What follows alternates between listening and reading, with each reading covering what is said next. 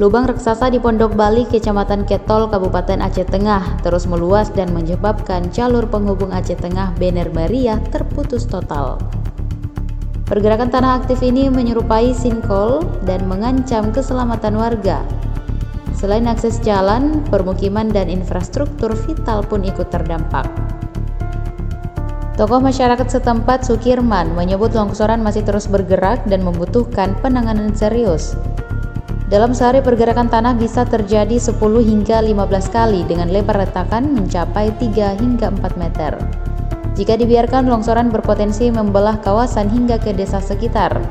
Sukirman menjelaskan gejala pergerakan tanah sudah terpantau sejak 1999, namun kondisinya semakin parah sejak 2013 dan memburuk setelah banjir beberapa waktu lalu. Saat ini luas area terdampak diperkirakan mencapai sekitar 3 hektar.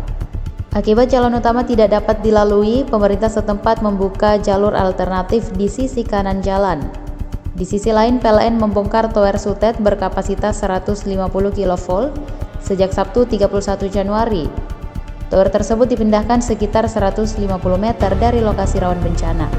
Proses relokasi jaringan listrik menggunakan emergency tower berlangsung sekitar 3,5 jam. Selama pengerjaan dilakukan pemadaman listrik sementara demi menjaga keselamatan pekerja dan masyarakat. Pemerintah daerah kini masih melakukan pemantauan intensif di lokasi. Curah hujan tinggi, kemiringan lereng yang curam, serta retakan lama yang menjadi jalur masuk air hujan turut mempercepat pergerakan tanah. Hasil pemantauan lapangan bahkan menunjukkan bidang gelincir longsoran mendekati posisi tegak lurus. Download Tribun X sekarang. Menghadirkan lokal menjadi Indonesia.